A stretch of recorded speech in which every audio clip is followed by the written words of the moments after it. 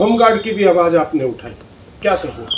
मैंने बताया ना कि होमगार्ड के साथियों का भी मुद्दा हमारे लिए उतना ही आवश्यक है जितना ही और सब मुद्दे हैं, और उसको लेकर हमने ये साफ कहा है कि या तो हमने 2 दिन का समय उस दिन साफ तौर पे पंचायत से कहा था कि 2 दिन के अंदर इनकी तनख्वाह आ जानी चाहिए और इनके जो आदेश है वो आ जाना चाहिए, और इस पे हमने विशेष तौर पे उस दिन भी ये फैसला लिया था और आज भी ये लिया है कि अगर जल्द इस पे नहीं आता तो हम बीच में दिल्ली के मुख्यमंत्री और उपराज्यपाल का घेराव भी कर सकते हैं होमगार्ड के मुद्दे। पिछले साल भी हमारे लगभग 3 मुद्दों का समाधान हुआ था और 2 का कल ऐलान हुआ है,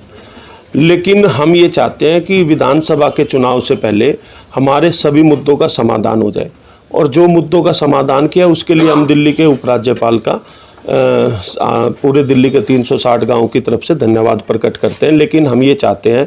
कि चाहे दिल्ली के उपराज्यपाल हो, चाहे दिल्ली के मुख्यमंत्री हो, और चाहे केंद्र सरकार से संबंधित मुद्दे, उन सभी का समाधान दिल्ली के विधानसभा के चुनाव से पहले होना चाहिए, क्योंकि दिल्ली के लोग बड़े परेशान हैं, दिल्ली के ग्रामीण काफ़ी परेशान हैं, और उन्होंने एकजुट होकर 15 सितंबर को एक फैसला लिया था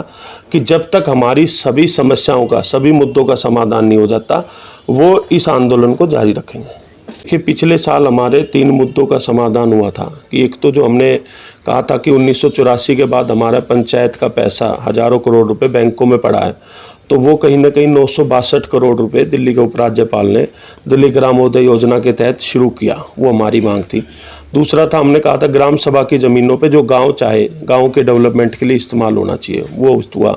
तीसरा था हाउस टैक्स का घोषणा कहीं ना कहीं दिल्ली के मेयर और डिप्टी मेयर ने प्रेस कॉन्फ्रेंस के माध्यम से की थी और अधिकारियों को निर्देश भी देते थे, लेकिन उसका नोटिफिकेशन आज तक नहीं आया। तो अब हमने दिल्ली के मुख्यमंत्री जो नई अभी नियुक्त हुई उनको बधाई भी देते हैं, लेकिन उनसे अनुरोध करते हैं कि जो आपकी पार्टी ने, आपके मेयर और डिप्टी मेयर ने जो घोषणा की थी उसका वादा पूरा कीजिए और उसका कहीं ना कहीं नोटिफिकेशन जल्द लाया जाए। अब की बार जो मुद्दे हमारे हुए उसमें कहीं एक तो जो हमारा मोटेशन का बहुत बड़ा मुद्दा था वो कहीं ना कहीं हुआ है, मोटेशन अब दोबारा से गाँव में चालू हो जाएगी। और दूसरा था कि जो गाँव और कॉलोनियों के अंदर मीटर नहीं लगते थे बिजली के, उस पे डीडीए की एनओसी चाहिए होती थी, तो उस पे भी कहीं ना कहीं कल घोषणा हुई है। लेकिन मैं अभी जो बाकी बचे मुद्दे हैं, चाहे हमारा हाउस टैक्स का नोटिफिकेशन की बात हो, चाहे हमारे होमगार्ड के साथियों को 60 साल तक की आयु का पक्का करने की बात हो,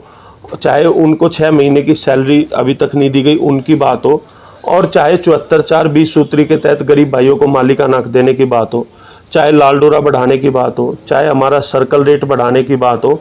चाहे हमारा जो अल्टरनेटिव प्लॉट का मुद्दा है, चाहे हमारा जो हमारे यहाँ के जो मूल निवासी हैं उनको कहीं ना कहीं मालिकाना हक देने की बात है। पड़ोसी राज्यों में उनको पुश्तैनी संपत्ति पे मालिकाना हक निःशुल्क दिया जाता है, लेकिन यहाँ पर वो प्रोविज़न नहीं है। हम चाहते हैं कि वो दिल्ली के अंदर भी लागू हो।